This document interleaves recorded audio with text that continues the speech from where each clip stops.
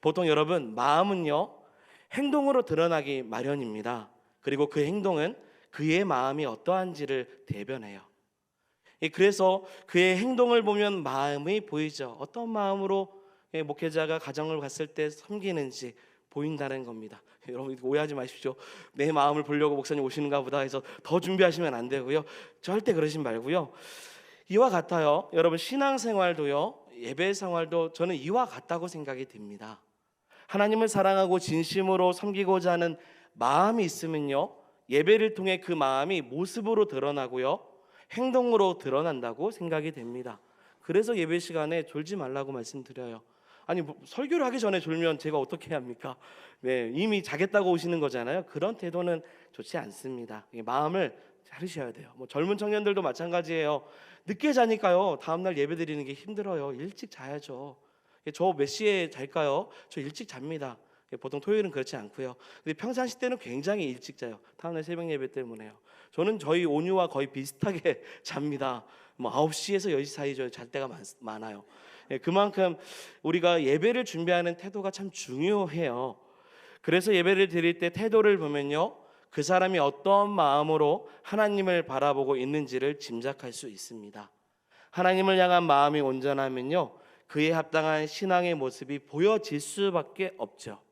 오늘 본문에서 등장하는 다윗은 하나님을 향한 그의 마음이 어떠한지를 보여주고 있다고 생각이 됩니다. 그리고 그의 행동이 하나님을 향해서 어떻게 드러내고 있는지도 보여주는 말씀이 오늘 우리가 읽은 말씀이에요. 그가 하나님을 얼마나 사랑하고 섬기는지, 하나님의 언약궤를 옮기는 이 과정으로부터 시작해서 결과에 이르기까지 우리는 다윗의 마음을 한번 살펴보기를 원합니다. 그리고 우리의 마음의 예배가 행동으로 드러날 수 있는 저와 여러분들이 되기를 주의 이름으로 축원드립니다. 아멘. 네, 오늘 말씀은 16장을 읽었지만 언약궤를 옮기는 과정은 13장으로부터 시작되어서 16장까지 이어집니다. 그래서 13장부터 말씀을 봐야 돼요. 자, 이제 말씀 속으로 한번 들어가 보죠. 13장 3절의 말씀입니다. 제가 읽어보면, 우리가 우리 하나님의 궤를 우리에게로 옮겨오자. 사올 때에는 우리가 궤 앞에서 묻지 아니하였느니라 하며, 그리고 나서요, 이 말씀 보고 우리 6절 같이 한번 읽어보겠습니다. 다윗이 온 이스라엘을 거느리고 곧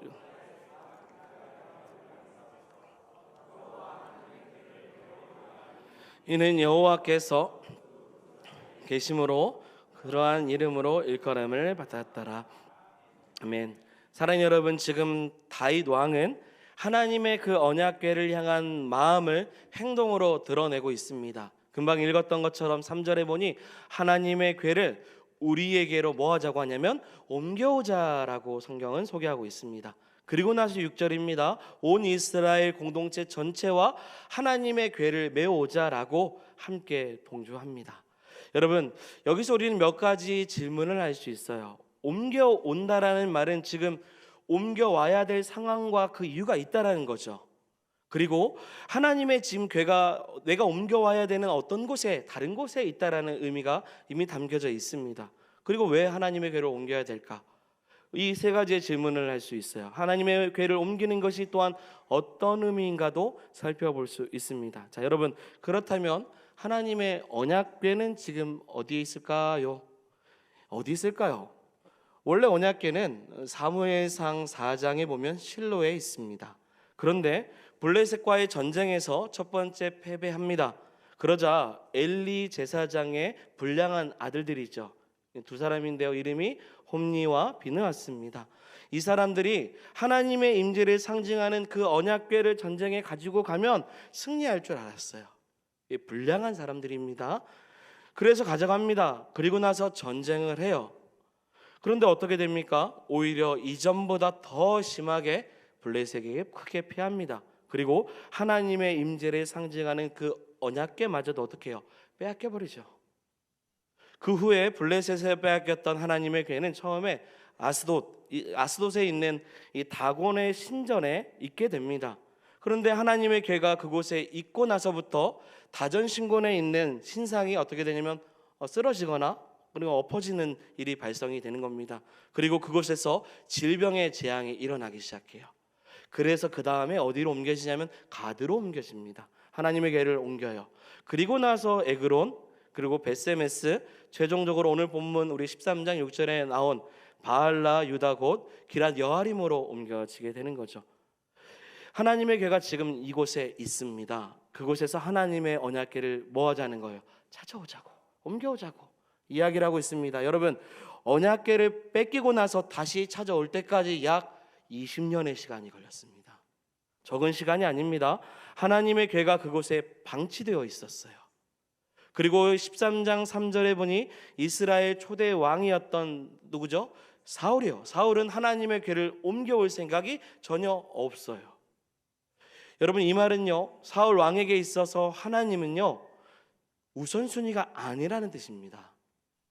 자신을 왕으로 세우신 하나님, 가장 귀하신 하나님을 나의 인생의 왕으로, 우선순위로, 가장 귀하신 분으로 여기지 않고 있다는 것을 보여주고 있는 내용이에요. 그런데 다윗은 왕이 되고 나서 한 나라의 왕으로 가장 먼저 무엇을 했습니까? 하나님의 임재를 상징하는 뭘 옮겨요? 언약궤를 지금 옮기겠다고 결정을 하고 있는 겁니다. 여러분, 하나님의 언약궤를 다시 예루살렘 성전에 옮겨오겠다라는 것이 어떤 의미입니까? 여러분, 언약궤는 하나님의 임재를 상징합니다. 지금 다윗에게 있어서 여러분, 하나님의 언약궤는 삶의 우선순위입니다. 하나님의 임재를 사모하는 그 갈망함이 얼마나 큰지를 보여주고 있는 말씀이에요. 여러분, 다시 한 번 더 오늘 설교의 주제처럼 마음이 있으면 행동하게 되어 있습니다. 행동은 그 사람의 마음을 대변해요. 다윗의 마음이 지금 행동으로 드러나는 거죠. 지금 그가 무슨 행동을 하고 있습니까? 바로 이거예요. 하나님, 나와 함께해 주시옵소서예요. 하나님의 임재를 기다립니다. 다윗은요, 자신의 앉고 일어섬을 아시고 멀리서도 자신의 생각을 통촉하시는, 자신의 인생을 감찰하시는 하나님의 그 임재를 사랑하는 여러분, 그 무엇보다 가장 귀하게 여겼습니다. 여러분, 이 다윗의 마음이 다윗 그 사람의 마음이구나 라고 생각하지 말고요, 이 마음을 본받는 저와 여러분들이 되기를 소망합니다. 인생의 최우선순위예요. 하나님의 임재가 없다면 내가 살아가는 의미가 없다는 것처럼 하나님 나와 함께 해주세요. 하나님의 임재가 내 안에 있기를 원합니다. 이게 언약궤를 옮기는 과정의 첫 번째인 겁니다. 또한요, 여러분, 언약궤는 이스라엘 민족에게 있어서 뭐냐면 하나님의 주권입니다. 하나님의 주권이 이스라엘에게 있다라고 말하는 것이 하나님의 언약궤예요. 여러분, 언약궤는 하나님의 임재요, 하나님의 주권인 줄 믿습니다. 여러분, 우리는 다윗의 마음이 고스란히 보여지는 그의 행동을 통해서 우리의 삶의 주권이 누구에게 있는지를 우리는 기억해 보기를 원합니다. 나의 삶의 정말 주인이 하나님이신지, 하나님의 임재를 사모하고 사랑하는지, 나의 모든 삶의 문제 앞에서 내가 어떤 결정을 할 때 하나님의 주권을 생각하고 살아가고 있는지를 사랑하는 여러분, 저와 여러분들이 기억해 보기를 소망합니다. 전혀 달랐어요. 사울 왕은요, 13장 3절의 말씀처럼 전혀 하나님의 언약궤를 찾지 않습니다. 이게 뭡니까? 내 인생에 하나님의 주권을 기대하지 않았던 거죠. 그래서 결국 하나님께 소외하세요. 사울 왕은 그랬습니다. 그런데 다윗은 달라요. 왜 달랐을까요? 시편 63편 2절 3절 말씀을 같이 한번 볼까요? 같이 읽어보겠습니다.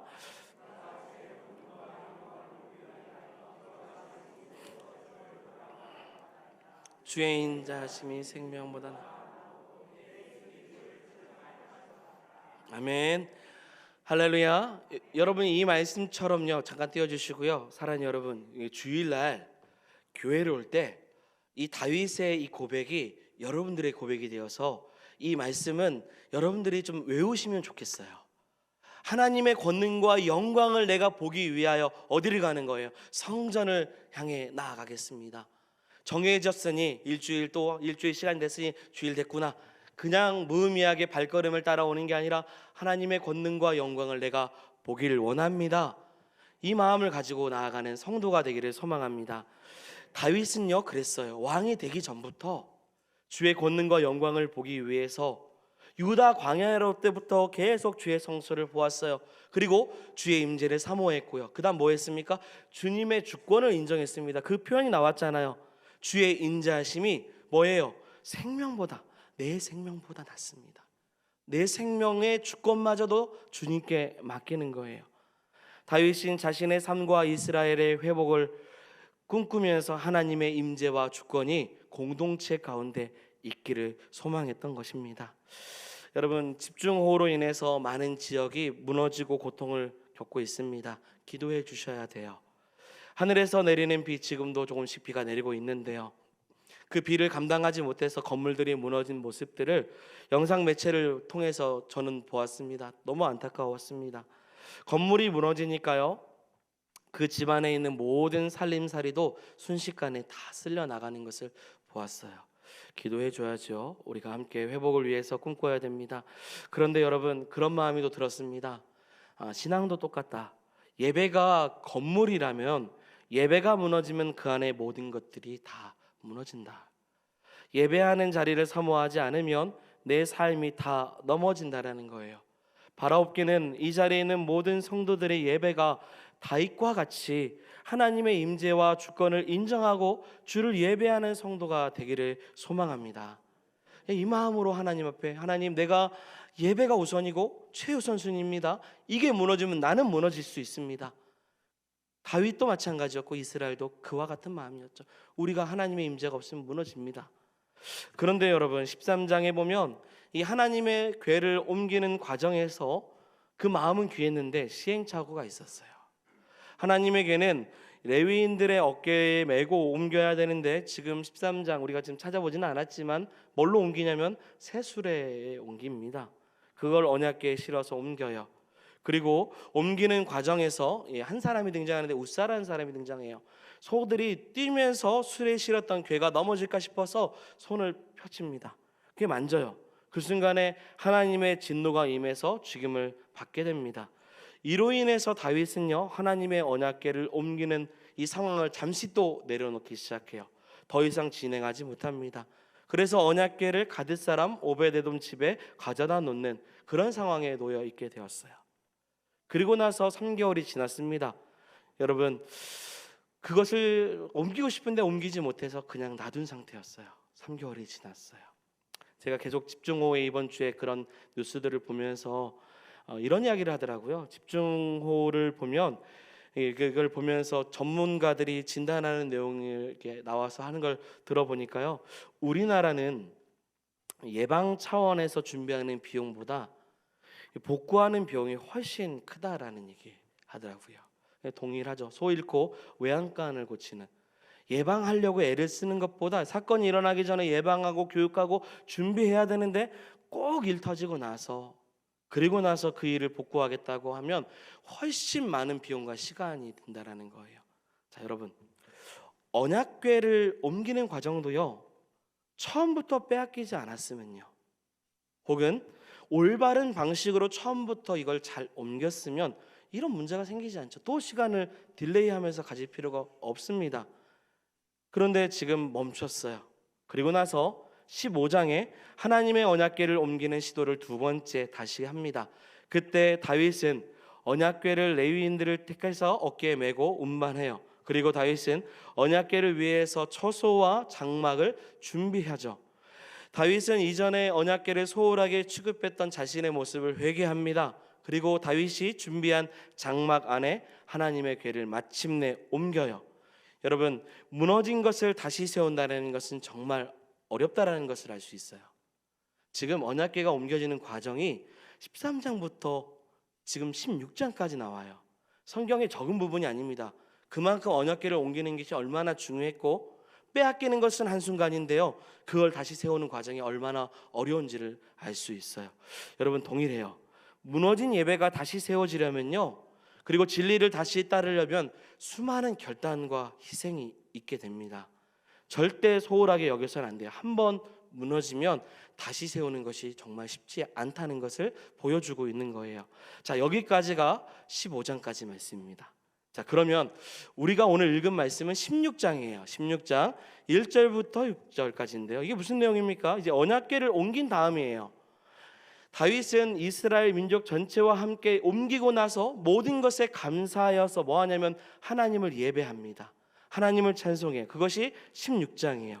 앞서서 다윗이 하나님의 언약궤를 향한 마음과 그 마음을 어떻게 행동을 했는지를 보여줬다면, 이제 16장에서는 하나님을 예배하는 사람이 어떠한 마음과 행동으로 하나님께 나아갈지를 소개하고 있어요. 자, 간략하게 우리 1절부터 6절까지 말씀인데요, 우리 세 가지로 한번 보도록 하겠습니다. 첫 번째, 이제 같이 한번 띄워주시고 읽어보도록 하겠습니다. 읽겠습니다.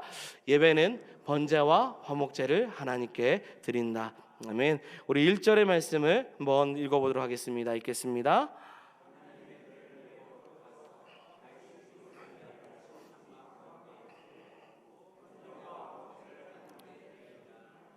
아멘. 다윗은 하나님의 언약궤를 미리 준비한 장막 가운데 두고요, 거기서 뭘 하냐면 번제와 화목제를 통해서 하나님께 드립니다. 그의 마음과 행동을 표현해요. 근데 이제는 홀로 그러지 않아요. 이 번제라는 것은 자신의 모든 것을 드리는 제사죠. 화목제는 하나님과의 관계의 회복과 그리고 이 회복을 통해 기쁨과 사랑이 넘치는 제사가 화목제입니다. 다윗 한 사람이 하나님의 임재와 주권을 인정하고 언약궤를 모셔오니 이제 모든 백성이 하나님 앞에 자신의 삶을 드리는 번제를 드려요.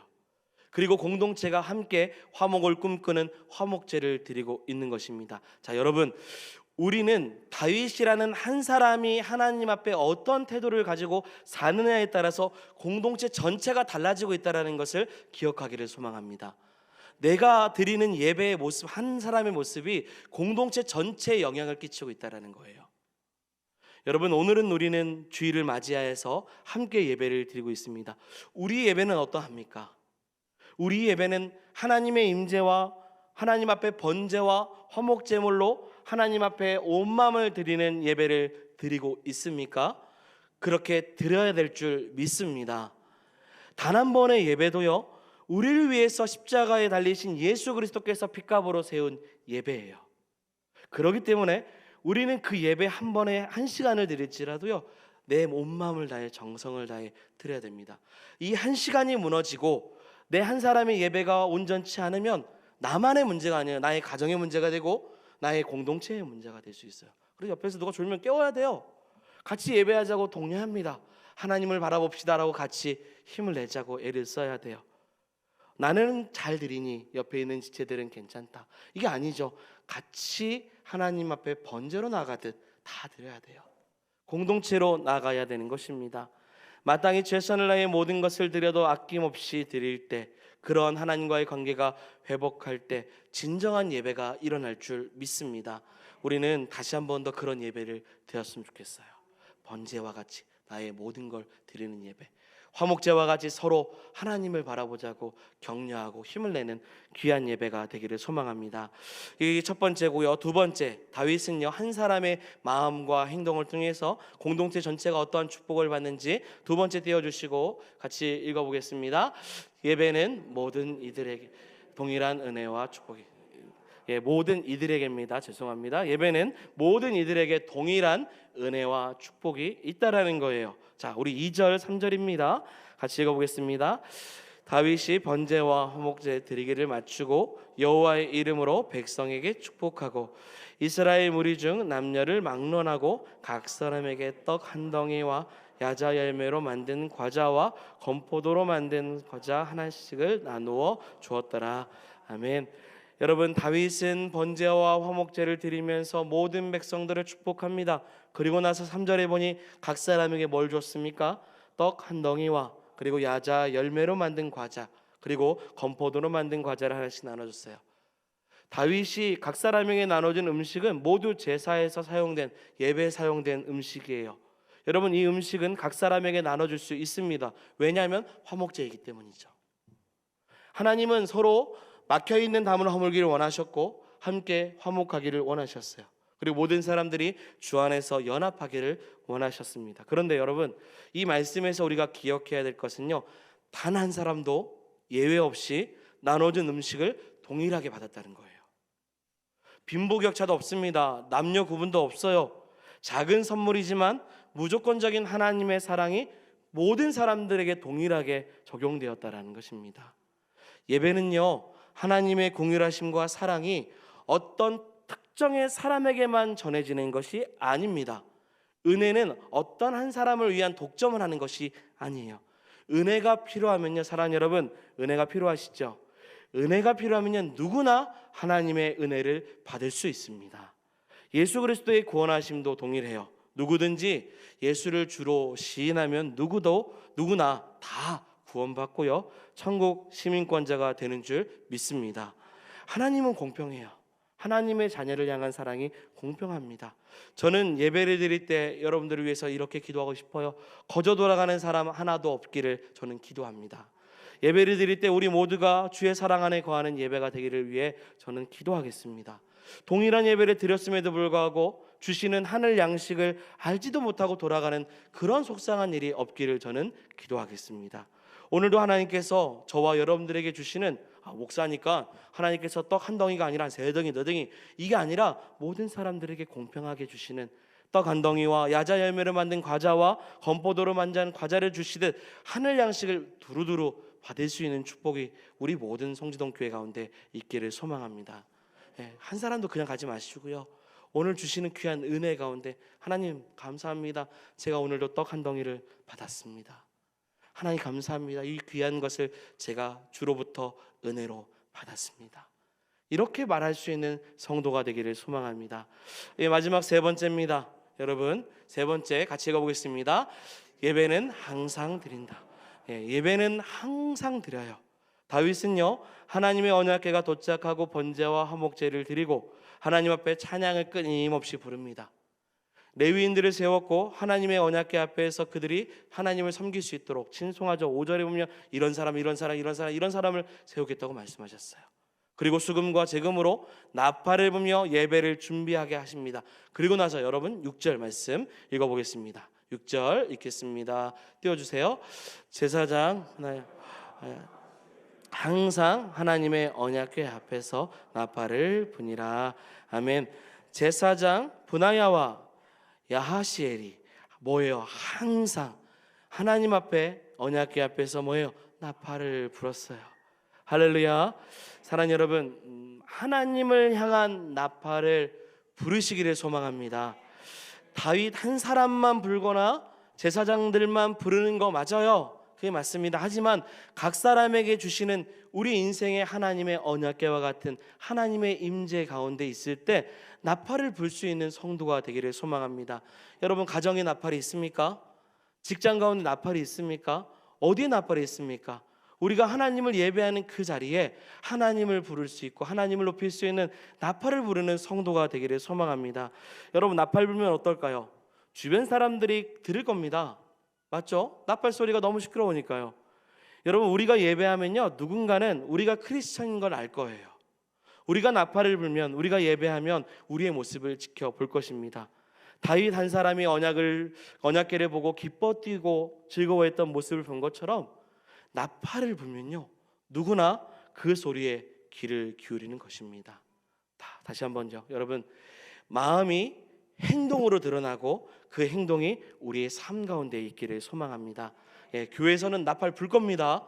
같이 예배합시다. 하나님을 예배해야 됩니다. 목사는 계속 여러분들에게 예배합시다. 금요 예배도 합시다. 새벽 예배도 합시다. 예배해야 됩니다. 라고 저는 나팔을 불겠습니다. 여러분, 각자의 삶 가운데 나팔을 부십시오.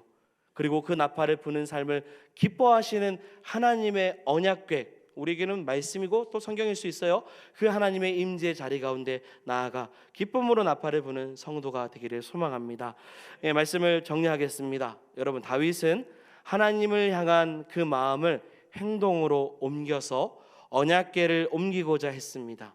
그 갈망함이 드러났어요. 결국 예루살렘으로 여러 시행착오를 겪으면서 언약궤를 옮겼습니다. 그 후에 하나님 앞에 예배함으로 하나님을 향한 헌신과 관계의 회복을 위해 번제와 그리고 화목제물을 드렸어요. 그리고 홀로 드린 것이 아니라 공동체와 함께 예배하자고 함께 나팔을 불며 하나님 앞에 예배하며 나아갔습니다. 오늘 주일입니다. 우리가 드리는 모든 예배가 하나님을 향한 번제와 화목제와 같이 하나님 받으시는 귀한 예배가 되기를 주의 이름으로 축원드립니다. 아멘. 우리 말씀을 생각하며 같이 찬양하도록 하겠습니다.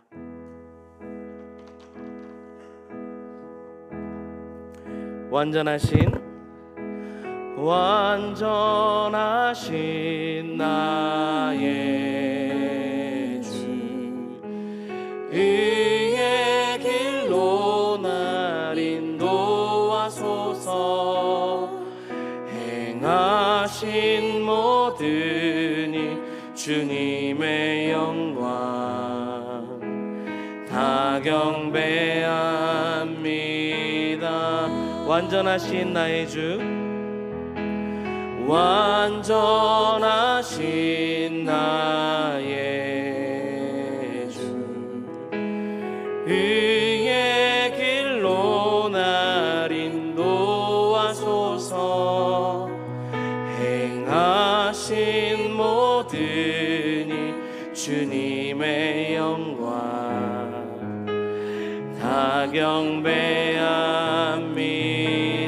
예배합니다. 예배합니다. 찬양합니다. 주님만 날 다스리소서. 예배합니다. 찬양합니다. 주님 홀로 우리 예배의 삶을 보면서 같이 한번 고백합니다. 완전하신 나의 주, 완전하신 나의 주, 의의 길로 날 인도하소서. 행하신 모든 일 주님의 영광 다 경배합니다. 예배합니다. 예배합니다. 찬양합니다. 찬양합니다. 주님만 날 다스리소서. 예배합니다. 찬양합니다. 주님 홀로 높임 받으소서. 예배합니다. 예배합니다. 찬양합니다. 주님만 날 다스리소서.